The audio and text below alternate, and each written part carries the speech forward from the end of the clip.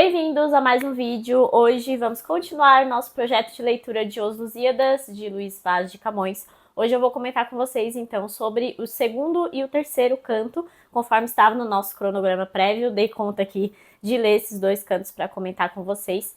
E conforme eu esperava que fosse acontecer, o começo estava um pouco truncado, sim, mas agora deu uma fluida maior na leitura. Isso é bem normal que aconteça nesse tipo de poema, nesse tipo de epopeia. O primeiro canto costuma ser não só uma introdução, como também um canto que vai te ajudar a entrar nessa escrita do autor, né? Nessa declamação do poema. Então é muito comum que essa dificuldade inicial seja um pouco mitigada nos próximos cantos. Então, a gente segue aqui com a viagem do Vasco da Gama, né? Essa é uma história que é em média res. Eu já tinha lido sobre isso, de que a história começava mais ou menos no meio da viagem, mas eu não tinha entendido isso até chegar, então, ao terceiro canto. Porque, basicamente, no segundo canto, a gente tem Vasco sendo desviado da sua rota, especialmente por meio do deus Baco, né, que é o deus Dionísio, que não quer que Vasco da Gama e sua frota chegue às Índias. Então ele vai tentar desviá-lo, especialmente ali usando muçulmanos e fazendo algumas emboscadas para essa tripulação. Só que com a ajuda da deusa Vênus, que é a Afrodite, ele vai conseguir se desviar, então, dessa emboscada e vai tomar o rumo correto ali para a cidade, que vai ser uma das paradas do Vasco da Gama antes dele prosseguir a viagem. Nessa cidade, então, que é a cidade de Melinde, ele vai ser recepcionado por um rei que vai tratá-lo muito bem, vai cuidar ali da tripulação e vai pedir que Vasco conte como ele chegou até ali, qual é a história desse reino de Portugal, de onde ele vem, o rei, né, que ele se reporta, que ele conte toda essa história para depois seguir viagem para as Índias. Então, a partir do terceiro canto, a gente tem, nas palavras de Vasco da Gama, a história de Portugal sendo contada para nós. Eu achei muito interessante essa parte, especialmente porque eu conhecia muito pouco da história de Portugal. E como eu falei já no primeiro vídeo, né, esse é um dos objetivos com essa leitura, ter esse contato maior com essa história que é tão relacionada à história do nosso próprio país. Bom, a partir de agora, então, eu vou comentar melhor sobre cada um desses cantos. Aí eu faço a divisão aqui no vídeo, vocês conseguem acompanhar certinho, caso queiram acompanhar com a leitura de vocês, ou caso queiram também apenas ouvir eu narrar para vocês essa história de Os Lusíadas. Então, basicamente, a gente começa aqui no canto segundo, né, no segundo canto, com essa viagem sendo retomada. A gente terminou o primeiro canto com um final bem melancólico, eu comentei para vocês, como se fosse uma premonição de que algo ruim estava vindo, e realmente estava vindo, porque na última parada deles, eles tinham recebido de presente, né, um piloto que acabaria desviando eles para outro lugar, que seria um lugar também com emboscada.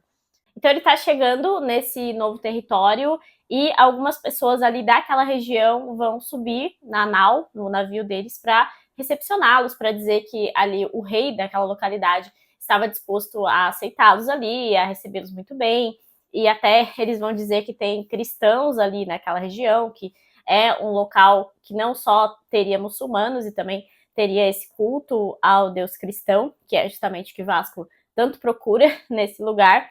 E aí, ao invés de descer toda a tripulação já, Vasco manda que alguns dos seus tripulantes desçam, né, e vejam o local, acompanhem esses habitantes para ver como que é esse lugar aí. E até no início eles estranham um pouco, porque não parece um lugar lá muito cristão, só que o deus Baco, que a gente já falou, o deus Dionísio, ele vai se transfigurar num ancião que estivesse ali rezando para o deus católico, tivesse altar, tivesse a visão da Virgem Maria. Então, esses tripulantes que desceram vão ver aquilo, vão achar, nossa, que ótimo, estamos em terras cristãs, e vão voltar para avisar Vasco da Gama de que tá tudo certo, que eles podem descer. Inclusive, eles pernoitam ali justamente na casa em que Deus Baco está fazendo toda aquela transfiguração para enganar os portugueses, mais uma vez. Só que a deusa Afrodite, deusa Vênus, então, vai ver tudo aquilo, vai ficar muito revoltada com tudo aquilo e vai descer do céu para interferir ali naquela viagem deles. E a interferência dela se dá ainda por aquela questão do mito de ela ter nascido do próprio oceano ali, que tem algumas versões da forma com que a Vênus nasce, sendo que a mais famosa é justamente a que foi retratada, então, pelo Botticelli. E Por conta, então, de ter esse domínio nas águas, ela vai chamar as Nereidas, que também são entidades ali mitológicas que moram nas águas, e vão fazer praticamente ali um turbilhão nas águas para impedir que o navio de Vasco da Gama vá, então, para ancorar de fato naquela localidade ali, porque vê, né, que Deus Baco mais uma vez está tentando tramar contra os seus amados portugueses. E os próprios muçulmanos vão ver aquela reação ali e parece que eles observam que tá vindo uma força de algum outro lugar que vai impedir que eles perfectibilizem aquela emboscada ali. Então eles ficam com bastante medo e o capitão que estava com eles, né, que foi o presente de grego que eles receberam ali na última localidade que eles tinham parado, acaba fugindo.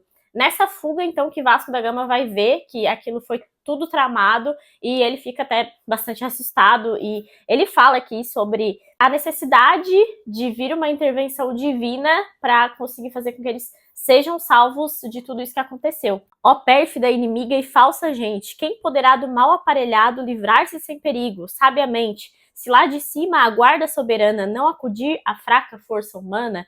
Então é isso que ele está dizendo aqui, que se não fosse essa providência divina, né, que foi por meio da Afrodite, que o Camões coloca aqui, eles não teriam sido salvos, provavelmente eles teriam sido massacrados mesmo. Ouvindo tudo isso, a deusa Vênus vai ouvir tudo aquilo e ficar assim revoltada com, mais uma vez, ela tendo que interferir e tendo que salvar esses protegidos dela, e ela vai então se dirigir ao deus Júpiter, que é o Zeus no caso, né, que seria esse chefe dos deuses, como eu comentei também já no primeiro vídeo. E ela vai aqui, uma descrição muito bonita que o Camões vai colocar, que muita gente vê até um teor bem sensual aqui, da forma com que ele vai descrever a Vênus. Ela tem um riso choroso, assim, e ela vai com uma roupa transparente, e ele vai descrever tudo, assim, o corpo dela praticamente, por isso que se tem essa visão mais sedutora mesmo. E ela vai até Júpiter para pedir que interceda por esses navegadores portugueses, porque Baco está, mais uma vez, atrapalhando os planos deles. E por isso, a gente tem aqui praticamente uma profecia de Júpiter, que é Zeus, né? Em que ele promete que esses portugueses vão de fato chegar às Índias e que eles vão ter uma série de vitórias que o mundo todo vai saber e o mundo todo vai admirar também, né? Formosa filha minha, não temais perigo algum nos vossos lusitanos, nem que ninguém comigo possa mais que esses chorosos olhos soberanos. Que eu vos prometo, filha, que vejais esquecerem-se gregos e romanos, pelos ilustres feitos que esta gente há de fazer nas partes do Oriente. Então ele tá aqui fazendo toda essa profecia de que os portugueses vão chegar no Oriente e vão fazer uma série de conquistas, né? Fortalezas, cidades e altos muros por eles vereis, filha, edificados. Os turcos belacíssimos e duros deles sempre vereis desbaratados. Os reis da Índia, livres e seguros, vereis ao rei potente sojulgados, e por eles, de tudo, enfim, senhores, serão dadas na terra leis melhores. Verei este, que é Vasco da Gama, que agora, pressuroso, por tantos medos, o indo vai buscando, tremer dele Netuno, de medroso, sem vento suas águas encrespando. Ó caso nunca visto e milagroso, que trema e ferva o mar em calma estando. Ó gente forte e de altos pensamentos, que também dela hão medo os elementos. Ele está aqui dizendo que Vasco da Gama vai ser tão forte, né, e tão temido que o próprio mar vai ter medo dele e vai permitir que essa viagem prossiga, porque Netuno é o deus dos mares, né? Então ele vai falar toda essa profecia a Vênus e ele vai mandar também um dos seus filhos, o Mercúrio, que é o deus Hermes, né, o famoso deus mensageiro, que vá a um sonho de Vasco da Gama e avise para onde ele deve ir. Então o Hermes vai aparecer nesse sonho para o Vasco para que ele saia dessa rota, né, da cidade para onde ele estava indo, onde tinha essa emboscada, que a Vênus teve que desviá-lo, para então se dirigir à cidade em que um rei vai recebê-lo muito bem e vai ajudá-lo também. Ó, Mercúrio vai aparecer então, né, ao Vasco em sonho e diz assim para ele: foge, foge, lusitano, da cilada que o rei malvado tece, por te trazer ao fim e extremo dano. Foge que o vento e o céu te favorece, sereno tempo tens e o oceano, e outro rei mais amigo noutra parte, onde podes seguro agasalhar-te. Então ele está falando aqui de Melinde, né? Então Vasco vai ter esse sonho e vai rumar, então, de fato, para essa cidade em que ele vai ser bem recebido, que é justamente Melinde. E essa parte aqui é uma parte real mesmo, porque Vasco parou de fato na cidade de Melinde. Vou deixar para vocês o mapa de onde ele parou até chegar às Índias de fato. Então ele vai chegar nessa cidade, ele vai ser muito bem recebido, vai ser bem recebido pelo rei também. E é nesse momento que o rei de Melinde vai pedir a ele que conte a história, então, de Portugal, da sua terra. Ele vai dizer, inclusive, que já conhecia a grande fama dos lusitanos nos mares. E com grandes palavras lhe oferece tudo o que dos seus reinos lhe cumprisse, e que, se mantimento lhe falece, como se próprio fosse lhe o pedisse. Diz-lhe mais que, por fama, bem conhece a gente lusitana, sem que a visse, que já ouviu dizer que noutra terra, com gente de sua lei tivesse guerra, ou seja, por muçulmanos, né? E como por toda a África se soa, lhe diz os grandes feitos que fizeram. Então aqui Vasco vai responder, e feliz por se sentir, enfim, bem recebido em algum lugar, e depois o rei então vai fazer o pedido. Mas antes, valeroso capitão, nos conta, lhe dizia, diligente, da terra tua o clima e região do mundo onde morais distintamente, e assim de vossa antiga geração e o princípio do reino tão potente, com os sucessos das guerras do começo, que, sem sabê-las, sei que são de preço. Ele está pedindo aqui para que seja contada, então, a história de Vasco da Gama, a sua história, a história de Portugal. E é justamente assim que a gente vai começar o nosso terceiro canto. Então aqui a gente tem só Vasco da Gama contando a história. No começo, o Camões, como poeta, né, como narrador, vai invocar Calíope, a musa da poesia épica, e depois ele vai colocar-se então nas palavras de Vasco da Gama, né, na narrativa do Vasco da Gama. E primeiro o Vasco vai contar basicamente assim a localização, né, de Portugal por meio ali de todas as terras europeias, e também ele explica mais ou menos como que fica Portugal na Europa conforme o mapa daquela época. Então tem toda uma narrativa aqui que vai citar uma série de localidades, então até pra gente fica uma coisa meio batida, né, porque já não existem mais todas as localidades que ele menciona, mas é como se ele estivesse minuciosamente indicando no mapa onde fica Portugal para o rei de Melinde. Então ele vai fazer toda essa narrativa da localidade e vai terminar com: esta é a ditosa pátria minha amada, a qual se o céu me dá que eu sem perigo torne com esta empresa já acabada, acabe-se esta luz aqui comigo. Então o que ele está dizendo aqui é que essa é a grande pátria dele, que ele quer dar o orgulho de chegar então às Índias e que ele possa morrer então, que a sua luz se acabe apenas quando ele finalizar esse grande feito para a sua pátria. E essa frase aqui, esta é a ditosa pátria minha amada, tem uma nota de rodapé aqui na minha edição, que diz que este verso é hoje o lema nacional da República Portuguesa. Então, é a grande importância dessa poesia, né? Então, é a partir daqui que ele começa a contar toda a história do Reino de Portugal, como que nasceu o Reino de Portugal. E aqui ele vai começar contando com Afonso VI de Leão e Castela. Então, a gente tem que lembrar que, nesse momento, tinham vários reinos ali formados na Europa, dentre eles Leão, Castela, Aragão, todos aqueles pequenos reinos, e que muitas vezes os casamentos ali entre a nobreza desses reinos acabavam aumentando ou reduzindo territórios, né? Então, em 1096, o rei Afonso VI entregou o condado portucalense a Henrique de Borgonha pelo casamento com sua filha Teresa de Leão. O reino de Portugal surge então com um filho deles, Afonso Henriques. Eu escrevi aqui num post-it um resumo do que é a história que o Vasco da Gama está narrando para falar para vocês. E uma coisa interessante em relação a esses reis é que aqui no Mensagem do Fernando Pessoa, ele tem algumas poesias dedicadas a todos esses fundadores de Portugal e todos os reis também. Então, é um texto que fala bastante da história de Portugal e que é interessante de acompanhar com a própria leitura aqui de Os Lusíadas. Então, aqui em Os Castelos, que é esse subcapítulo aqui do livro Mensagem, primeiro ele tem um poema para Ulisses, porque existe todo um mito de que Ulisses foi o fundador de Lisboa. Então ele tem esse primeiro poema para Ulisses, o segundo é para o Viriato, que foi um líder lusitano contra a expansão romana na Península Ibérica, isso antes de Cristo ainda. E depois tem o conde Dom Henrique, Henrique de Borgonha, que é esse que eu acabei de falar para vocês. A dona Tareja, que é assim que era chamada a Teresa, né, que é a esposa de Henrique, e mãe de Afonso Henriques, que é então o primeiro rei de Portugal. E isso porque ele vai se revoltar contra a própria mãe e vai fazer uma guerra contra a própria mãe para então ter essa independência do reino de Portugal. Essa batalha dos dois se chama Batalha de Mamed, também é narrada aqui. E ele faz toda uma relação com mães cruéis da mitologia grega, contando essa história da Tareja. Então ele vai falar sobre a Procne e sobre a Medeia, que são duas mães terríveis da mitologia grega. Então depois o que acontece é que o Afonso Henriques ele vai de fato declarar essa independência, né, do Reino de Portugal, só que ele vai ser sitiado então por um dos seus parentes, que é o Afonso VII da Espanha. Então toda essa família de Leão, que é a família espanhola, tem esse movimento para tentar unificar aquela região. Tanto é que depois, num período até em que o Brasil era colônia já, tem uma unificação de Espanha e Portugal, né? Sempre houve essa revolta ali naquela localidade.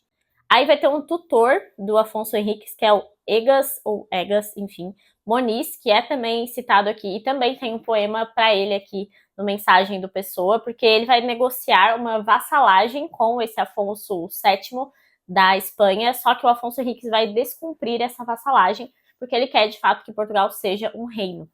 Então, a partir daqui, ele vai narrar uma série de vitórias também de Afonso Henriques, uma série de revoltas, especialmente contra os mouros, né, contra os muçulmanos. Sempre tem essa questão das cruzadas até relacionadas à história de Portugal.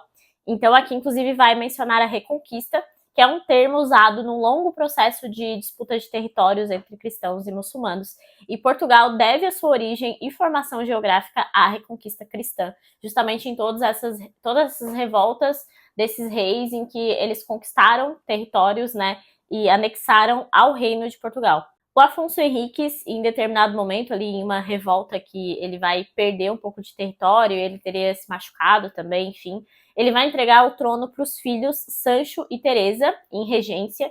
Então tem essa regência dos dois nesse período aqui. E em toda essa parte ele vai narrando os cercos, as reconquistas, as alianças que eles fizeram também com alguns reis cristãos, como, por exemplo, os reis do Sacro Império Romano-Germânico, que existia nessa época.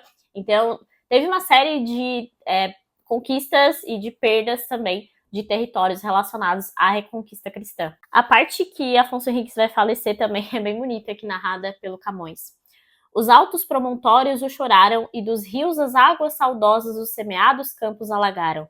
Com lágrimas correndo piadosas, mas tanto pelo mundo se alargaram, com fama suas obras valerosas, que sempre no seu reino chamarão Afonso, Afonso os ecos, mas em vão. Então é a morte de Afonso Henriques, que é praticamente assim, o primeiro grande rei da história de Portugal, por isso que ele é tão famoso aqui para esse livro e para toda a história, né, de Portugal. O terceiro rei vai ser o Afonso II, que também tem aqui uma série de conquistas e reconquistas. Depois tem Sancho II e depois Afonso III. Então aqui ele vai seguindo toda a história de Portugal com cada um desses reis. O Afonso III foi o primeiro rei de Portugal e Algarve, que é o título dado, né, até depois a gente vai ver nos próprios imperadores, porque o Algarve foi uma região que foi disputada depois. O próximo rei aqui é o Afonso IV, e uma das filhas dele, a Dona Maria, era esposa de Afonso XI de Castela, que era rei da Espanha. E a Maria vai voltar para Portugal para pedir ajuda do pai e ter essa aliança, mais uma vez, entre Espanha e Portugal, porque os muçulmanos estavam invadindo a Espanha. Então tem esse momento aqui também de união desses dois reinos contra os muçulmanos. E todos esses momentos aqui, essas batalhas que são narradas, fala muito, né? O Camões fala muito sobre como os cristãos estavam em menor número, mas eles conseguiam vencer grandes batalhas também, porque eles tinham também uma capacidade maior de tecnologia bélica para aquele momento, digamos. Tecnologia no sentido de que eles eram mais evoluídos que os outros, né? Claro que a gente está falando aqui de um período aí de 1100, 1200, então são anos em que as lutas, as guerras eram bastante manuais, digamos assim. É com esse rei, o Afonso IV, então, que acontece um dos episódios mais memoráveis da mitologia portuguesa, digamos assim, da história popular portuguesa, que é a história de Inês de Castro, que o Camões vai narrar aqui no final desse canto, e é uma história memorável, assim, uma história muito interessante, diga-se de passagem. Um resuminho aqui para vocês, basicamente, é que Inês de Castro era aia de Dona Constança, noiva do filho de Afonso IV, Dom Pedro, que é o Dom Pedro I, que também vai ser rei português, vai ser o rei depois, então, do Afonso IV, e não é o nosso Dom Pedro I ainda, calma, que tem bastante gente para passar na frente. Mas, enfim, Dom Pedro era o filho do Afonso IV, e ele estava prometido em casamento com Dona Constança, que era nobre, então era um casamento arranjado, obviamente. E quando eles se casam, então, Dona Constança vem morar em Portugal e traz consigo uma das suas aias, a Inês de Castro.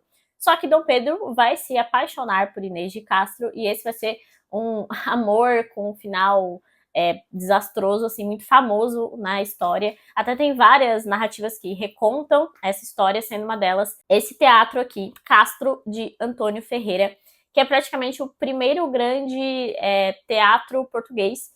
E também veio aqui com esse box, se eu não me engano, foi exatamente esse box que trouxe o Castro também no Clube de Literatura Clássica. E eu tô pensando em ler e trazer para vocês a parte, assim, porque é um grande texto, né, da língua portuguesa e que é pouco comentado. Conta, então, a história justamente de Pedro e Inês de Castro. Só que o que aconteceu com Inês de Castro foi que ela foi trazida, então, né, para Portugal, eles vão se apaixonar, só que, obviamente, o pai vai ser totalmente contra esse romance, que foi um escândalo na época. A Dona Constança vai falecer muito cedo, naturalmente, enfim, e o Afonso IV queria que o filho se casasse mais uma vez, tivesse mais descendentes, né, até para o trono português, só que ele vai se negar justamente por seu amor por Inês de Castro. Então o rei vai expulsar Inês do território português, só que com a morte da esposa, em determinado momento, Pedro teria buscado, trazido ela de volta, ela teria morado ali no castelo de Coimbra, e isso foi um escândalo, especialmente para a população daquela época, né? Então, 3 ministros do rei Afonso IV, que inclusive alguns estarão aqui como personagens desse drama aqui, do Antônio Ferreira, eles vão convencer o rei de que essa mulher precisaria assumir, né? Precisaria ser assassinada. Então a história dela é bem trágica mesmo, ela teria sido transpassada com uma espada, e aqui o Camões vai falar mesmo com esse tom de tragédia, de como um rei cuja espada transpassou tantos muçulmanos, né, trouxe tantas boas obras para o povo português, também vai cometer uma coisa dessa com uma mulher indefesa que só tinha se apaixonado, né, que o único mal dela foi se apaixonar. E aqui Camões vai fazer esse encontro aqui sendo narrado mesmo, ele vai colocar Inês de Castro falando com o rei e pedindo clemência. Inclusive, diz aqui que o rei já teria sido convencido de que não precisava matar essa mulher, só que os ministros, de fato, dizem que, por conta do clamor popular, era necessário que ela fosse assassinada. Então, ela é assassinada de fato, e enquanto Pedro sai para caçadas, ele gostava muito de caçar, e isso foi uma grande tragédia para a vida dele. E quando ele ascende ao trono, quando o pai falece e ele ascende ao trono, ele vai perseguir esses ministros e parece que a morte foi um negócio tenebroso, assim. O Dom Pedro I teria tirado o coração deles pelas costas com a espada, uma coisa bem tenebrosa. Ele até foi considerado, Dom Pedro I, o cruel, depois de tudo isso que ele tinha feito. E não só ele vai fazer isso, como ele vai trazer Inês de Castro para um túmulo real e vai coroá-la como rainha. E diz a lenda que ele coroou o esqueleto dela e colocou todos os seus nobres ali no castelo para fazer a cerimônia de beija-mãos do esqueleto dela. Aí isso não tem prova nenhuma, esse seria um negócio horrível, né? Mas essa é a lenda que se conta da rainha cadáver, a rainha coroada depois da morte. É uma história tenebrosa e interessantíssima. Então ele vai assumir os filhos dela, inclusive, vai considerá-la rainha, vai publicar ali uma normativa considerando que o casamento deles aconteceu, foi válido e que ela seria a rainha de Portugal. Tudo em detrimento daquilo que o pai queria que ele fizesse, né? Inclusive tem uma localidade em Coimbra que se chama Fonte dos Amores, na Quinta das Lágrimas, que tem esses nomes justamente por conta de Inês de Castro, que teria morado ali. E essa Quinta das Lágrimas seria esse lugar onde ela teria chorado pelo seu Pedro, né? Ele vai terminar aqui o canto terceiro falando sobre o Dom Fernando, que foi o filho de Pedro, e diferentemente de Pedro, que era justo, era cruel também, o Dom Fernando teria vindo meio fraco mesmo, um fraco rei. Ele fala, inclusive, que um fraco rei faz fraca a forte gente. E provavelmente ele vai seguir essa história aqui no quarto canto, porque ele vai finalizar de fato o canto terceiro falando sobre a tragédia do amor, né, de Inês de Castro e de Pedro I. Mas quem pode livrar-se, porventura, dos laços que amor arma brandamente entre as rosas e a neve humana pura, o ouro e o alabastro transparente? Quem de uma peregrina fermosura, de um vulto de medusa propriamente, que o coração converte, que tem preso em pedra, não, mas em desejo aceso? Então aqui ele está fazendo essa ode ao amor e dizendo que quem nunca passou por uma situação dessa, né, de fazer tudo possível pelo seu amor, como foi o caso do Dom Pedro. Pelas minhas pesquisas, inclusive aqui com o Dom Fernando, que foi então o filho de Dom Pedro I, nós teríamos o fim da dinastia Afonsina e a primeira crise dinástica portuguesa. Começa então uma nova dinastia aqui. Teve uma série de dinastias, né, na história de Portugal. Provavelmente nós continuaremos essa história aqui no próximo canto. Bom, basicamente é isso que eu queria chamar a atenção de vocês, trazer esses dois livrinhos complementares também. Como eu falei, né, agora, especialmente no terceiro canto, eu achei que fluiu muito mais.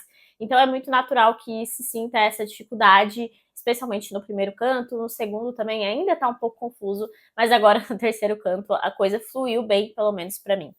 É isso, espero que tenham gostado aqui do vídeo de hoje. Se vocês gostaram, deixe uma curtida, deixe seus comentários, especialmente se vocês estiverem acompanhando a leitura comigo, se quiserem chamar a atenção de algum ponto que eu não comentei aqui, né, enfim. Lembre-se de se inscrever no canal, porque isso me ajuda bastante, e até o próximo vídeo.